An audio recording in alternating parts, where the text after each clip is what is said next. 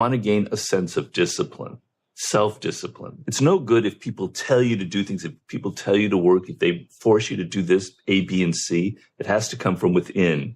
You have to have initiative. You have to be motivated to do things. And what I've learned over the course of writing my 7 books and through the course of my whole life is that you master yourself through learning something that you love, that interests you. That's how you develop discipline. So if you're studying things, if you're entering a career that doesn't suit you, that you don't really love, that isn't really your dream, then it's going to be very hard for you to master yourself. It's going to be very hard to gain that discipline. You're going to be tuning out. You're going to be distracted. You're going to be on your phone too much. You're not going to be focusing deeply, which is how you master yourself. To me, the key to life, the key to everything, the key to success is figuring out what you love. You got to first figure out, I call it your life's task, what you were born to create in this world.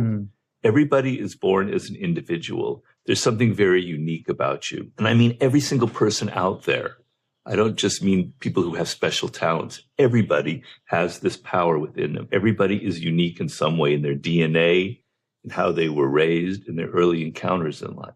And the trick in life is bringing out your uniqueness, bringing out what makes you weird, what makes you strange, what makes you different, and leaning into it and creating a business, writing a book, going into some field that reflects that uniqueness. If you discover what that is when you're in your early 20s, more or less, then you're going to learn at a much faster rate than if parents tell you to go to law school and you go to law school, but it doesn't really connect with you and you're tuning it out and you're not really learning. But if you find something that you love, you're going to learn at a very fast rate. And as you learn, as you develop skills, as things improve in your brain, you're going to be gaining discipline. You're going to be mastering yourself. Because I believe that you master yourself in what you actually make and what you create. I only became who I am through writing my books. It's writing my books that changed me. It has made me a different person. Your work is going to make you a different person if it's something that you love, if it's something that excites you. So the key to everything in life is making that choice early on in your early 20s about what you were destined to create, what really suits you, what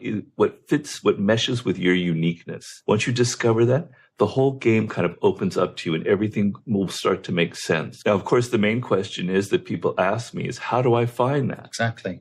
I think a lot of young people today are sometimes afraid to be different. Especially in school, you're not encouraged to be different. No. If you stand out, you get teased.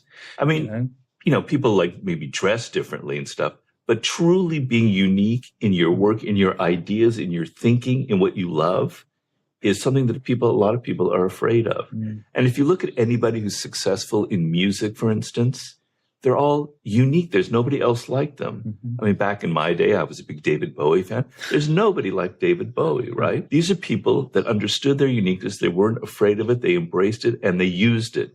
Okay, so that's extremely important. So the question is that I get asked a lot is, Robert, I don't know what my life's task is. I like A, B, C, D, E, F. I'm like at a supermarket and I can just choose all these different goodies and candies and things, but I can't figure out what's the one thing that I'm really made to create in this world. And the problem is, because this goes back to mastering yourself first, is you're impatient.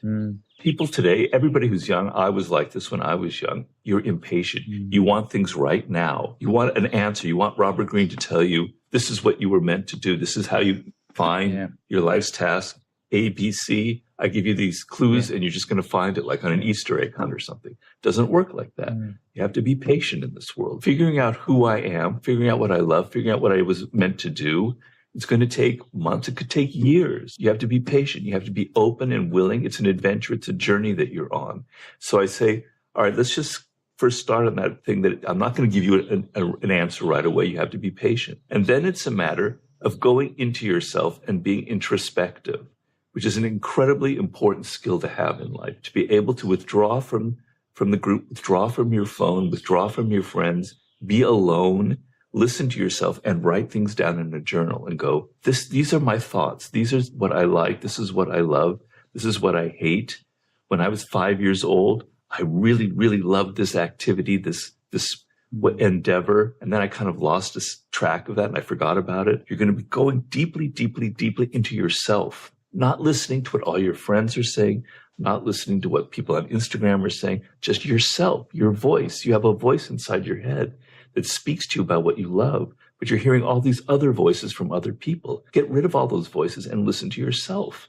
And when you go through that, something will happen. A click will happen. You'll go, I actually am really attracted to science. You know, I was forced to go in this other direction, but I'm really interested in this. I have a kind of a logical brain. This is what I was meant to do. Could be anything. I don't know what it is. And I tell people, often when you were very young, when you were 8 or 7, you actually knew it, but you lost it. And so it's a process. It's like a dig. We're digging in the ground and we're going back into your childhood and we're figuring out what it is that makes you unique and what you were meant to accomplish in life. I think, to follow your point, like, a lot of people aren't asking themselves what their factory setting is. And they're not saying to themselves, what is it I enjoy doing? And then maybe get really good at that. Yeah. To your point, mastery, right? Yeah. I mean, the problem is nobody teaches this. Nobody gives it to you. You know, when you go to school, when you're young, they force you to do algebra, math, sciences, English.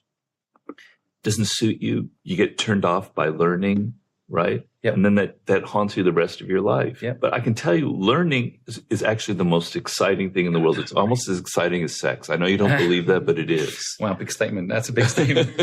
But I love business so much. I know exactly learning how to do business. I love it so much. I know that learning feeling is like nothing like it. But why aren't people tapping into this? I think because in school, it's just like a buffet. You just have to learn all these different things. You're not focusing on that one thing that really excites you. And school isn't geared towards finding those things, but right? Why is it like that? Like, if you get a D in something, they make you do it more. Because people are stupid. Because people are illogical. Because our education system is a bureaucracy. It's an organization. It's the madness of groups. When groups build something, it's inevitably irrational and stupid. So our school system is completely ass backwards. If you're never encouraged to go in the direction that excites you, then for the rest of your life, you're going to be haunted by this feeling of, oh, learning is boring. Learning is tedious. I'd rather do a video game. I'd rather watch online porn. That's much more fun.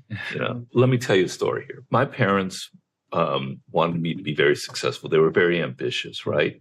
And they were kind of pushing me to go to law school, to medical school. And I was a literature person, right? I was just into books and learning and reading and novels, and I wanted to be a writer. And I wandered through life, my 20s.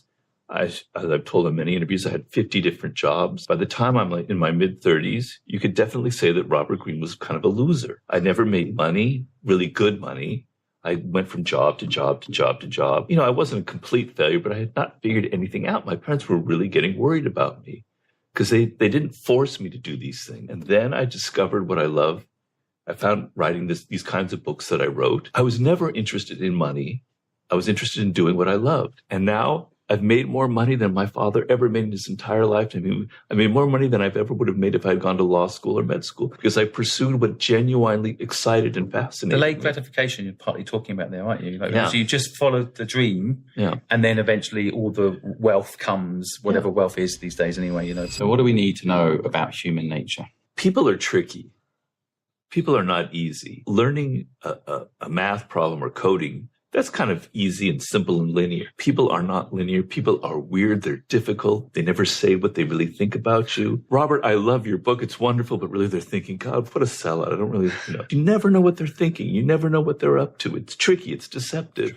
And it can drive you crazy. And if you enter the world 22, 23, they never teach you these things. And you enter the work world, and it's all political and people have their egos and they're all trying to get this or that, or you can take it personally and get very upset and you can get emotional and it can ruin your life. So I want you to think of understanding people as a skill as necessary as learning business, as learning coding, as learning algorithms, learning anything in life. And the only way you're going to learn about people is by interacting with them. If you're too virtual, if you're doing everything on your phone, you're not interacting with people, you're not going out and meeting them, you're not being social, that skill will atrophy. That it's like a muscle you have to develop. Mm-hmm. And so you have to get to this point where I want to understand people. I want to read them. I want to be able to know what's going on and not be so lost. So the first thing is to realize, to get down on your hands and knees and go, I don't understand people. They're mystery to me. They cause me problems. Now you can take the next step.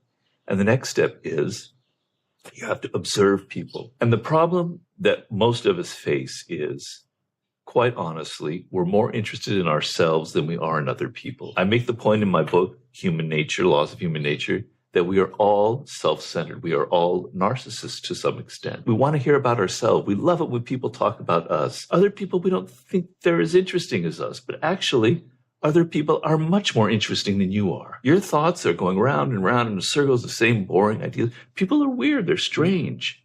They have different experiences than you. They come from different cultures. Feel like you want to get inside people. You want to understand their stories. You're interested in them. And then use your imagination. And then be very attentive to people's nonverbal cues. But the most important thing about understanding human nature is that appearances don't matter. People create the appearance that they want you to see. So don't take the appearance people present to you at face value.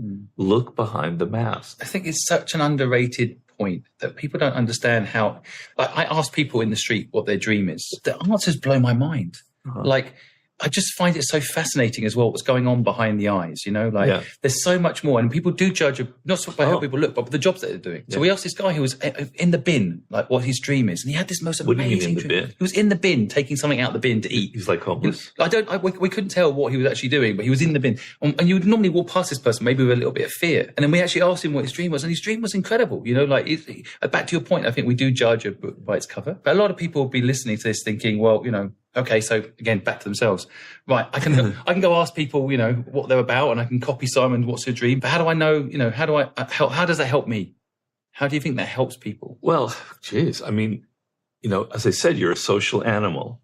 So at some point, however old you are, you're going to get a job, and you're going to be dealing with 5, 6, 20, 100, 200 strangers, right? And if you don't understand them, if you're not interested in them, if you don't know what's really going on in their mind, you're going to be doing stupid things. You're going to be making mistakes. You don't realize that everyone has an ego, and that you're going to be stepping on their toes and making them upset. Your life is going to be miserable if you don't take the time to try and understand people on a deeper level. And once you do try and understand them, once you understand that people present a front that's not reality, then you kick into another gear and you go, I'm going to try and figure them out. Now, you can't always figure people out. They're complex. I don't really know what's going on in your mind right now. I can't read it. But I can sense your mood.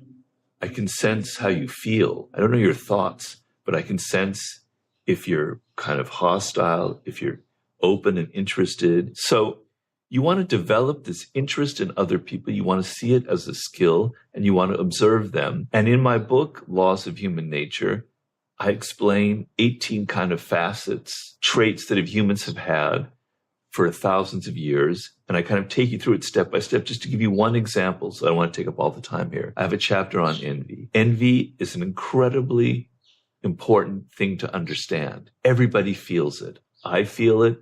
Even Elon Musk feels it. The most powerful people in the world feel it. It's so ingrained in human nature. And what it is we're constantly comparing ourselves to other people. That's how our brains work. Our brains work by comparing things. So if I'm on social media and I see people are traveling to Tahiti, they've got these wonderful families, they're married to this beautiful woman, I'm feeling envy, damn it. Even I'll feel envy, right? I feel it. Ryan Holiday, yeah. My former mentee, he's far more successful than I am. I can feel envy for Ryan. We're all prone to it. And I want to show you where it comes from, how you feel it, how you can overcome that feeling and turn it into something productive. So understanding human nature is also about understanding and identifying toxic people before you let them into your life and they ruin you. One of the things I talk in the book about how to use your envy is, if there are people who have things that you wish you had but don't have, then use that as a spur, as something to stimulate you to get what they have, to become successful. I think positive envy, a bit like ego, and it can be powerful if it's a positive thing. Yeah. One aspect of envy is this thing called Schadenfreude, which means we feel joy when other people have a bad experience, right? It's an ugly emotion, but a lot of people have it. I'm sure I've had it in my life. I'm sure you've had it. I can't think I have, actually. I'm being genuine. I can't think of a moment where I've enjoyed someone else's misery. Well, I say that. I used to have an agency. Yeah, okay. I just remembered. And we go. beat a big company that said they were going to squash us, and we beat them. So but it was more like a competition type fight. Okay. Well, the other side of that, the opposite of Schadenfreude would be, I'm using German words, so excuse me, please, but Mitfreude, which means having pleasure with other people. So when other people have success, feel joy about them. Yeah. Force yourself to feel good about them. Force yourself to say, That's great. I'm so happy for you. You won't realize how wonderful that feeling is because it's not natural. It's not natural if your friends suddenly sell something great. Your first instinct is, well, why not me? Yeah. Instead, drop yourself and just go, I'm really, truly happy for that other person. It's a very wonderful emotion. There's two kinds of confidence. There's the confidence that's just pure bullshit, where you're just kind of presenting a confident front. And then there's the confidence that's a quiet confidence that's based on the fact that you know what you're talking about, that you have skill, that you've had success in life. So you don't need to brag. You don't need to kind of create the show, the performance of confidence. I can very quickly tell the difference when I meet people. What's who has the real one, who has the fake one. But the main thing that you want is, if you want to have confidence in life, it has to be built on something real. If, let's say, in